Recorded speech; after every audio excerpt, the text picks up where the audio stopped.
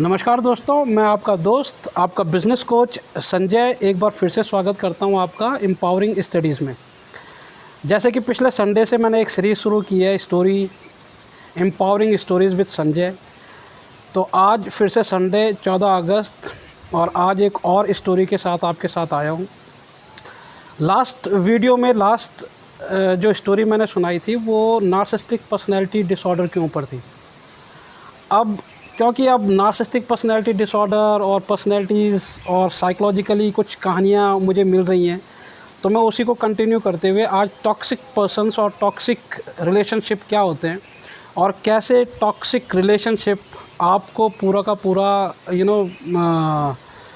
क्योंकि आज़ादी का अमृत उत्सव चल रहा है, तो कैसे गुलाम बना लेते हैं, सही शब्द में कहूँ तो जो टॉक्सिक रिलेशनशिप होंगे आपके, वो टॉक्सिक रिलेशनशिप आपको गुलाम बनाने की कोशिश करते हैं और गुलाम बना भी देते हैं। और अगर इस इंडिपेंडेंट दिन पे या इस अमृत उत्सव पे जहाँ पे हम मना रहे हैं 75th ईयर ऑफ इंडिपेंडेंस, वहाँ पर अगर जो ये कहानी है आपके दिलो दिमाग को कुछ हिट करे, कुछ सीखने को मिले, तो आप प्लीज़ इस आज़ादी के दिन एक कसम ज़रूर खाइए कि आप ऐसे टॉक्सिक रिलेशनशिप से इंडिपेंडेंट करेंगे अपने आप को। आप अपने आप को आज़ाद करेंगे इस टॉक्सिक रिलेशनशिप, जो टॉक्सिक रिलेशंस हैं जिन्होंने आपको गुलाम बना रखा है। अब उनके सिम्टम्स क्या क्या हैं वो कहानी के माध्यम से मैं आपको बताऊंगा। कहानी की शुरुआत करने से पहले एक छोटी सी कहानी की रूप में मैं एक भूमिका आपको बताना चाहता हूँ। ये कहानी मैंने शायद क्राइम पेट्रोल के ऊपर भी देखी थी 4-5 साल पहले, और ये एक केस स्टडी टाइप में था। केसेस के ऊपर ये कहानियाँ चल रही थी। शायद मैंने क्राइम पेट्रोल के ऊपर देखा हो टीवी में या किसी और चैनल पर देखा हो। लेकिन कहानी कुछ इस तरीके की थी कि एक लड़की थी और उसके फादर की डेथ हो जाती है। अब क्योंकि फादर की डेथ हो जाती है और उस लड़की के छोटे भाई बहन होते हैं 2-3, तो उसकी माँ के पास एक ही सहारा बचता है और वो सहारा होता है वही जो बड़ी बेटी उनकी होती है। अब वो क्या करती है कि बड़ी बेटी क्योंकि जॉब करती थी, बड़ी बेटी क्योंकि बहुत अच्छी जॉब में थी, तो माँ खुद ये चाहती है कि काश मेरी बड़ी बेटी का कहीं रिश्ता ना हो, मेरी बेटी की शादी ना हो। सोचिए, ये माँ सोच रही है और माँ उसका रिश्ता होने नहीं देती थी। अब अल्टीमेटली हुआ क्या कि जब वो थोड़ा सा टाइम गुजरता है तो उस लड़की को ही किसी से प्यार हो जाता है। अब वो जब रिलेशनशिप में आती है तो बहुत अच्छा लड़का था, बहुत अच्छा रिश्ता ये बन सकता था। तो जिसके साथ में जिससे वो शादी करना चाहती थी, एक दिन उसी लड़के को अपनी माँ से मिलाती है और घर बुला लेती है। अब लड़का भी आता है, लड़के के पेरेंट्स भी आते हैं। तो उसकी माँ कहती है कि मुझे अकेले में कुछ बात करनी है लड़के वालों से और लड़के के मम्मी पापा से। और उसकी माँ उसे अकेले में बताती है उन लड़के वालों को कि देखो, मेरी बेटी को मिर्गी के दौरे पड़ते हैं और ऐसे ऐसे पागलपन के भी इसको दौरे पड़ते हैं कई बार। तो अगर आप ये झेल सकते हैं तो प्लीज़ इस रिश्ते को आगे बढ़ाएं, और नहीं तो मतलब जो है मैं माफ़ी चाहूँगी, क्योंकि लड़का तो बहुत अच्छा है, एक उससे प्यार भी करता है, शादी भी करना चाहता है, ये दोनों एक दूसरे को जानते भी हैं इस तरीके से। दोस्तों, टाइम गुजरता है, वो अपने छोटे भाई बहनों की सबकी शादी कर देती है, छोटे भाई बहन सब सेटल हो जाते हैं, और करीबन 20-25 साल बाद जब उसकी शादी नहीं होती है तो बुढ़ापे में जा कर के वो लड़की उसी लड़के से मिलती है एक दिन कहीं पर। तो लड़का उससे पूछता है, आप तो क्योंकि बूढ़े हो चुके थे, तो वो बोलता है कि अब तुम्हारी तबीयत कैसी है, अब मतलब तुमको कोई प्रॉब्लम तो नहीं है। तो वो कहती है, कैसी प्रॉब्लम? तो कहता है कि नहीं, वो जो तुम्हें दौरे पड़ते थे, वो जो तुम्हें मिर्गी के दौरे पड़ते थे, तुम्हें पागलपन के दौरे पड़ते थे ऐसे ऐसे। तो लड़की शॉक्ड हो जाती है, वो कहती है, ये आपको किसने बताया? तो वो लड़का कहता है कि आपकी मदर ने, आपकी माँ ने ये कहा, तभी तो मेरे पेरेंट्स ने रिश्ता नहीं किया था हमारा। उसकी माँ की डेथ हो चुकी होती है क्योंकि वो खुद बूढ़ी हो चुकी है, लेकिन उसे उस दिन समझ में आता है कि मेरी माँ नहीं चाहती थी कि मेरा रिश्ता हो। क्यों नहीं चाहती थी? अब ये इमोशनल पार्ट अलग है कि उसकी माँ के पास एक ही सहारा था और उसकी माँ मतलब जो है उसी के सहारे ज़िंदगी जी रही थी। छोटे भाई बहनों का कौन भरण पोषण करेगा, कौन उनको सेटल करेगा, वगैरह वगैरह, ये अलग बात है। ये आप पे मैं डिपेंड करता हूँ कि आप जो निर्णय लेना चाहें। लेकिन कहानी कुछ इस तरीके की थी कि कैसे अब ये एक टॉक्सिक रिलेशनशिप का मैंने एक एग्जांपल दिया, ये मेरी कहानी नहीं थी, कहानी पे मैं अभी बाद में आऊँगा। ये एक टॉक्सिक रिलेशनशिप का मैंने आपको एक एग्जांपल दिया। देखो रिलेशनशिप है, रिलेशनशिप किसका है? मदर एंड डॉटर का। लेकिन देखिए माँ कितनी सेल्फिश हो गई है कि उसने गुलाम बना दिया अपनी बेटी को।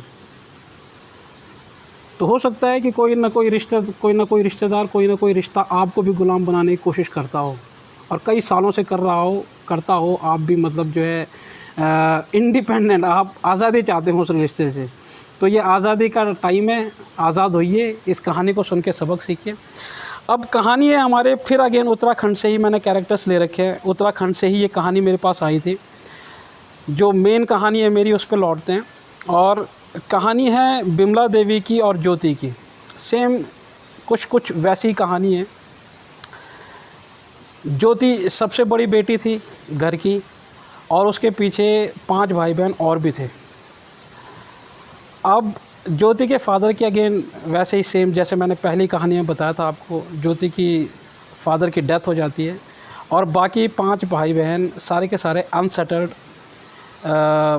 छोटे, एजुकेशन भी कंप्लीट नहीं हो रखी थी कईयों की। तो अब ये सब छूट जाते हैं।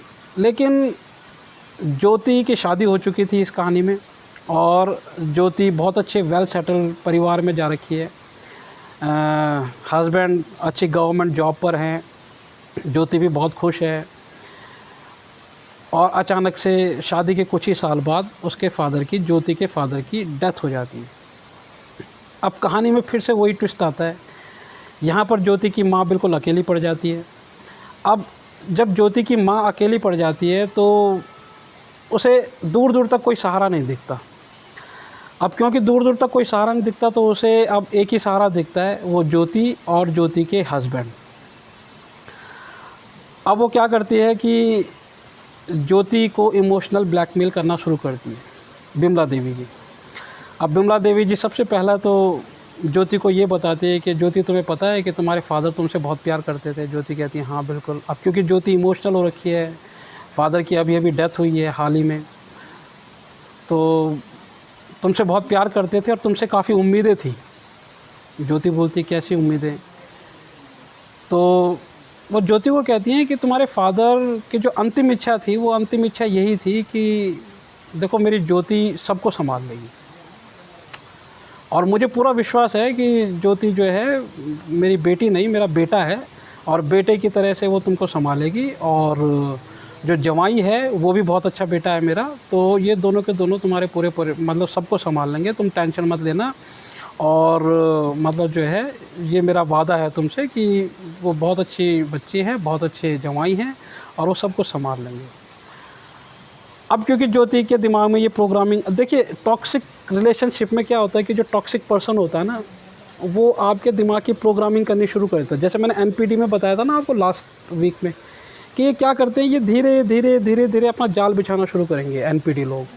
तो टॉक्सिक रिलेशनशिप भी ऐसे ही होते हैं, टॉक्सिक पीपल भी ऐसे ही होते हैं। टॉक्सिक पीपल क्या करते हैं, आपका यूज़ करने के लिए एकदम से नहीं, आपकी प्रोग्रामिंग करना शुरू कर देंगे धीरे धीरे। ये धीरे धीरे आपकी प्रोग्रामिंग करना शुरू कर देंगे। अब ज्योति क्योंकि अभी 20-21 साल की है, और ज्योति के फादर की डेथ हो चुकी है, और अभी क्या कहते हैं जो मतलब अपना उसका परिवार है, उसका हस्बैंड है, हस्बैंड मतलब जो अच्छी गवर्नमेंट जॉब पे है। तो क्योंकि एक छोटी एज में बच्चों को ज़्यादा समझ में नहीं आता है, यंग एज में या टीन एज में बच्चों को ज़्यादा समझ में नहीं आता है। वो क्या सोचते हैं कि नहीं, जो सामने वाला, और सबसे बड़ी बात ये होती है कि ख़ास तौर पे लेडीज़ के साथ में क्या होता है, क्योंकि लेडीज़ बहुत इमोशनल होती हैं, तो वो ये सोचती हैं कि सामने वाला अगर जो मेरी माँ है, या मेरे पापा हैं, या मेरा बड़ा भाई है, या रिश्ते में मुझसे बड़ा है, तो जाहिर सी बात है ये मेरी अच्छाई के लिए, या ये मेरी मतलब मेरी खुशी के लिए सब कुछ कर रहा होगा। तो ऐसा कोई ज़रूरी नहीं था। खैर, अब ज्योति क्या करती है, ज्योति रिस्पॉन्सिबिलिटी लेना शुरू कर देती है अपने सारे भाई बहनों की। धीरे धीरे ज्योति क्या करती है, अपने भाई बहनों की रिस्पॉन्सिबिलिटी लेना शुरू करती है। अब क्योंकि ज्योति अपने भाई बहनों की सबकी रिस्पॉन्सिबिलिटी लेना शुरू करती है, और उसके हस्बैंड को भी इन्वॉल्व करना शुरू कर देती है, तो जाहिर सी बात है हस्बैंड भी रिस्पॉन्सिबिलिटी लेना शुरू कर देते हैं। धीरे धीरे क्या होता है कि ज्योति अपने भाई बहनों को पढ़ाती है, धीरे धीरे भाई बहनों को सेटल करती है, भाई बहनों की शादी करती है। लेकिन इस बीच में कहीं ना कहीं ज्योति का जो अपना परिवार था, यानी कि ज्योति के जो हस्बैंड थे, ज्योति के जो अपने बच्चे थे, उन बच्चों पर इतना कंसंट्रेशन नहीं जाता जितना कि आम फैमिलियाँ, आम परिवार एक दूसरे के साथ में रिश्ता निभा सकते हैं। तो यहाँ देखिए आपकी ज्योति की मदर ने कैसे उसकी प्रोग्रामिंग करनी शुरू कर दी। अब धीरे धीरे ज्योति के बच्चे बड़े होते हैं, बच्चे भी बड़े हो रहे हैं, वो देख रहे हैं कि ठीक है भाई, क्या कहते हैं, जो है ज्योति अपने मायके के रिश्ते हैं वो बहुत अच्छे से निभा रही है, मायके वालों के साथ में बहुत ही ज़्यादा रिस्पॉन्सिबिलिटी निभा रही है। लेकिन धीरे धीरे कहीं ना कहीं क्या होता है कि जब नॉर्मल एक ज़िंदगी कोई चाहता है तो नॉर्मल हस्बैंड की भी अपनी एक एक्सपेक्टेशन होती है वाइफ से, मदर से बच्चों की एक्सपेक्टेशन होनी शुरू होती है। तो धीरे धीरे क्या होता है कि ये कहीं ना कहीं तनाव होना शुरू हो जाता है घर के अंदर। अब तनाव होने वाली बात भी है भाई, कितना मतलब कैसे कोई मतलब जो है इतना ज़्यादा, क्योंकि ख़ास तौर पे देखो हमारी सोसाइटी में ये है कि बेटा रिस्पॉन्सिबिलिटी ले रहा है पूरे घर की तो ठीक है, लेकिन बेटी अगर जो अपने घर की पूरी रिस्पॉन्सिबिलिटी ले रही है और वो भी अपने हस्बैंड के मतलब अपने हस्बैंड के डिपेंड होने के बाद, तो कोई भी जायज़ सी बातों से स्वीकार नहीं करता, करना भी नहीं चाहिए, है कि नहीं है? क्योंकि बेटियों को तो ज़्यादा, हमारे तो शास्त्रों में यही लिखा गया है। खैर, अब धीरे धीरे बच्चे बड़े होते हैं, बच्चों को भी अपना कहीं ना कहीं नाइंसाफ़ी महसूस होने लग जाती है, हस्बैंड को नाइंसाफ़ी महसूस होने लग जाती है। पर धीरे धीरे ज्योति अपने सारे भाई बहनों को सेटल करती है। धीरे धीरे ज्योति सबको सेटल करने के बाद और बहुत ही ज़्यादा प्रताड़ित होती है, अपने हस्बैंड से भी प्रताड़ित होती है, अपने बच्चों से भी प्रताड़ित होती है। और धीरे धीरे क्या होता है कि ज्योति डिप्रेशन का शिकार हो जाती है। डिप्रेशन का शिकार इसलिए हो जाती है क्योंकि ज्योति के लास्ट में जैसे ही जब सब वेल सेटल हो गए, भाई बहन वेल सेटल हो गए, बच्चे भी धीरे धीरे अपनी राह पकड़ना शुरू कर देते हैं, तो हस्बैंड साथ में नहीं है, बच्चे भी साथ में नहीं हैं, अकेले। तो ज्योति जी अब अपनी काउंसलिंग कराना चाहती हैं। कई बार अकेलापन फील होता है, उन्हें समझ में नहीं आता कि ऐसा क्यों हुआ, क्या हुआ। लेकिन देखिए किस तरीके से इस कहानी में भी एक माँ ने अपनी बेटी की प्रोग्रामिंग की, दिमाग की, और अपनी बेटी की दिमाग की प्रोग्रामिंग किस तरीके से की कि उसे अपना मायका ज़्यादा इम्पोर्टेंट लगता है, अपना हस्बैंड इम्पोर्टेंट नहीं लगता, उसे अपने भाई बहन इम्पोर्टेंट लगते हैं लेकिन अपने बच्चे इम्पोर्टेंट नहीं लगते। उसको मतलब बाकी सारे रिश्ते इम्पोर्टेंट नहीं लगते जितना इम्पोर्टेंट उसको अपनी माँ और उसके भाई बहन लगते हैं। उसका कारण क्या? क्योंकि ज्योति की माँ ने उनको यही प्रोग्रामिंग की थी कि देखो तुम्हारे फादर की तुमसे यही उम्मीद थी, और क्योंकि तुम अपनी फादर की सबसे लाडली बेटी थी, क्योंकि तुम अपनी फादर की सबसे बेस्ट डॉटर थी, तो तुम्हें ये रिस्पॉन्सिबिलिटी निभानी होंगी। निभाते निभाते आज ज्योति बिल्कुल अकेली है। अब मैंने कहा था कि मैं कनेक्ट करूँगा इसको इंडिपेंडेंस से। देखो दोस्तों, टॉक्सिक लोगों की ये ख़ास तौर पे कुछ ना कुछ पहचानें होती हैं। अब मैं सिम्टम्स की बात करता हूँ टॉक्सिक पीपल की। टॉक्सिक लोगों की सिम्टम्स, सबसे पहले कुछ सिम्टम्स तो सारे के सारे एनपीडी से मिलते जुलते हैं, लेकिन टॉक्सिक लोगों का जो सबसे बड़ा एक सिम्टम होता है वो बहुत ही ज़्यादा सेल्फिश होते हैं। सेल्फिश इन द सेंस कि वो हर रिश्ता किसी न किसी मतलब से निभाते हैं। जो जितना ज़्यादा टॉक्सिक रिलेशन होगा ना, जितना ज़्यादा टॉक्सिक पर्सन होगा, वो हर रिश्ते को निभाने से पहले एक स्वार्थ देखता है कि क्या मतलब ये मेरे किसी काम आ सकता है कि नहीं आ सकता। अगर ये मेरे किसी काम आ सकता है तो ठीक है, मैं इसके साथ रिश्ता निभाऊंगा, इसके साथ दोस्ती निभाऊंगा। नहीं आ सकता तो कोई दिक्कत नहीं है। बतौर वो इंसान अच्छा है नहीं है, बतौर वो उस इंसान के साथ आपको वक्त गुजारना अच्छा लगता है नहीं लगता है, क्या पता उस इंसान के अंदर बहुत अच्छी चीज़ें ऐसी हों जो आपको अच्छी लग सकती हैं, लेकिन क्योंकि वो आपके किसी काम नहीं आ सकता इसलिए आप उसके साथ रिश्ता नहीं निभाएंगे। आप समझ रहे हैं? टॉक्सिक लोगों की सबसे बड़ी पहचान मैं आपको बताता हूँ। टॉक्सिक लोग ना कई लोगों को झेलना शुरू कर देते हैं, कई लोगों को वो पसंद नहीं करते, कई लोगों को वो बिल्कुल पसंद नहीं करते। अगर जो आप उनको पीछे से कभी पूछें कि यार वो फ़लाना आदमी आपको अच्छा लगता है क्या, तो कहेंगे वो आदमी वो बकवास आदमी है, मुझे तो एक नंबर का फ्रॉड लगता है, मुझे तो अच्छा ही नहीं लगता वो बंदा। आप कहेंगे कि आप फिर उसके साथ में इतना प्यार से बात क्यों करते हैं, तो जानते हैं वो क्या कहेंगे कि यार उससे ना ये फ़ायदा मिल सकता है। आप समझ रहे हैं। अब एक सच्चे, अब इतना ज़्यादा देखो, ये जो अगर जो सिम्टम अगर जो आप देखोगे ना, तो 99%, 90.99% सभी है। ये तो चाणक्य जी ने भी कहा है कि बिना स्वार्थ के तो कोई रिश्ता ही नहीं है दुनिया में। बिना स्वार्थ के माँ बेटे का भी रिश्ता नहीं है, बिना स्वार्थ के पुत्र और पिता का भी रिश्ता नहीं होता। लेकिन वो स्वार्थ कितना, क्या वो स्वार्थ इतना कि जैसे मैं टॉक्सिक पर्सन की बात कर रहा हूँ आपको, है ना, मतलब जैसे कि आपने देखा होगा कि जैसे पॉलिटिशियंस होते हैं, पॉलिटिशियंस को कोई पुलिस ऑफिसर पसंद नहीं आ रहा है, लेकिन वो उस पुलिस ऑफिसर के सामने जाएंगे तो अरे हम मुझे तो तुम बहुत अच्छे लगते हो, अरे यार ये ऐसा वैसा वैसा, और कोई काम हो तो मुझे बताना, ये वो। क्यों? क्योंकि उन्हें अपने काम निकलवाने। ठीक है, ये पहली पहचान है टॉक्सिक लोगों की। दूसरी, टॉक्सिक लोग ना अपना रिश्ता निभाते मिररिंग करके।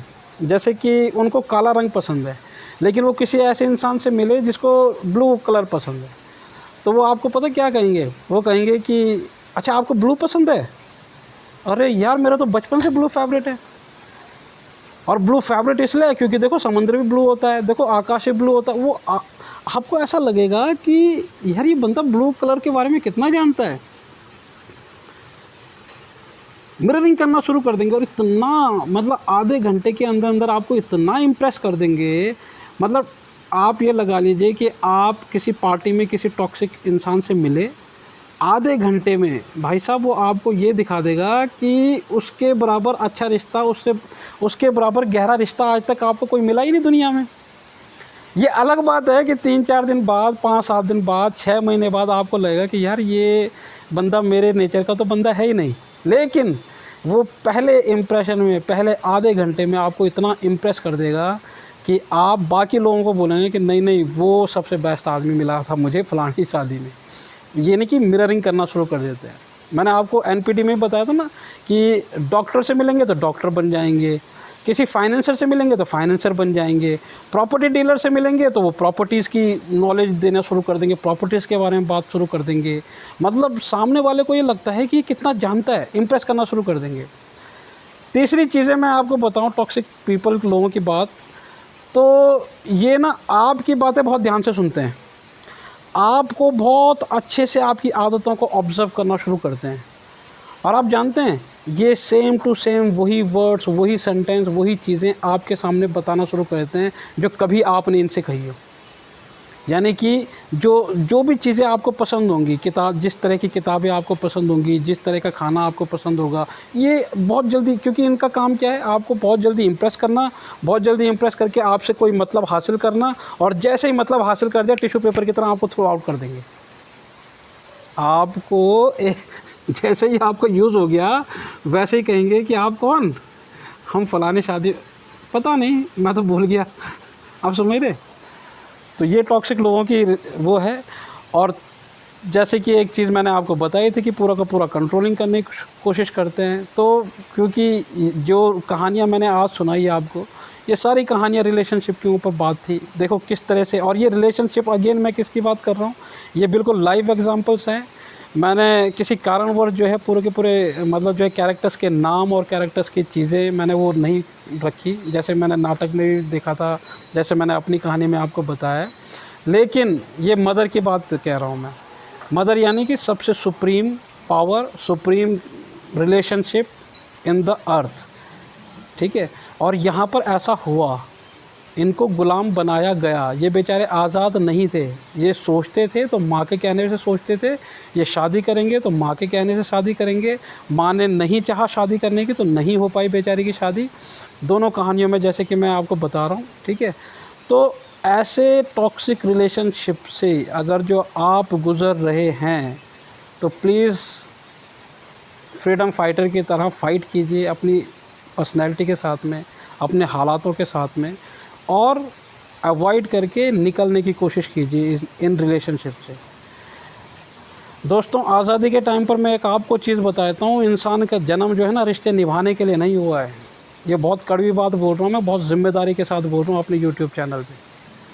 जो रिश्ते निभाने वाले और रिश्तों को खिचड़ी पकाने वाले लोग होंगे वो मेरी इस बात से सहमत नहीं होंगे, लेकिन हम रिश्ता निभाने के लिए पैदा नहीं होते हैं। ऊपर वाले ने कुछ क्वालिटियाँ, कुछ काबिलियतें हमारे अंदर ऐसी दी होती हैं कि उन काबिलियतों से हमें इस संसार की सेवा करनी होती है। और रिश्ता किसके साथ है आपका? रिश्ता इस प्रकृति के साथ में है, रिश्ता इस धरती माँ के साथ में है। कोई माँ कैसे पालती है अपने बच्चों को? अनाज तो ये धरती देती है ना। तो इस धरती के लिए आपकी रिस्पॉन्सिबिलिटी है, इस देश के लिए आपकी रिस्पॉन्सिबिलिटी है, इस पूरे विश्व के लिए आपकी रिस्पॉन्सिबिलिटी है। और अगर जो आपके अंदर कुछ टैलेंट, कुछ चीज़ें ऐसी है कि आप अपने टैलेंट से इस पूरी धरती का विकास कर सकते हैं, पूरी धरती की सेवा कर सकते हैं, तो छोटे मोटे रिश्ते आपके लिए नहीं बने हुए हैं। ये टॉक्सिक लोगों से उलझने के लिए तो आप नहीं बने हैं। इन टॉक्सिक लोगों को छटका करके ज़िंदगी से बाहर करने के लिए आप बने, और आप आज़ाद पंछी की तरह से आज़ादी की तरह उड़ने के लिए बने, और आप अपनी आज़ादी के साथ इस विश्व के लिए कुछ करने के लिए बने। उम्मीद करता हूँ ये कहानी आपको कुछ ना कुछ मोटिवेट करेगी। अगेन, ये कहानी आपको कुछ ना कुछ शिक्षित करेगी, एम्पावर्ड करेगी। और मिलते हैं अपने नेक्स्ट स्टोरी, नेक्स्ट संडे, एक नई कहानी के साथ में। अगर आप लोग भी चाहते हैं कि आपके पास भी कोई कहानी है, अगर आप लोगों की लाइफ में या आसपास में कोई ऐसी घटनाएं घटित हो रही हैं जो कि आप चाहते हैं कि मेरे द्वारा वो यूट्यूब चैनल पर आएँ, तो आप मुझे ईमेल कर सकते हैं। मेरी ईमेल आईडी नीचे डिस्क्रिप्शन बॉक्स में भी मैं दे दूँगा, और वीडियोस में भी मैं बार बार देता रहता हूँ। आप अपनी कहानी मुझे शेयर कर सकते हैं। मैं बाकायदा आपका नाम लूँगा, कहाँ से आप कहानी भेज रहे हैं ये भी आप बताऊँगा लोगों को, और आप अपनी कहानी भी शेयर कर सकते हैं। तो मुझे सुनने के लिए बहुत बहुत धन्यवाद। मेरे वीडियोस को बहुत लाइक कर रहे हैं लोग, सब्सक्राइब भी कर रहे हैं चैनल्स को। आप भी सब्सक्राइब कीजिए, शेयर कीजिए, और बहुत बहुत धन्यवाद। Thank you.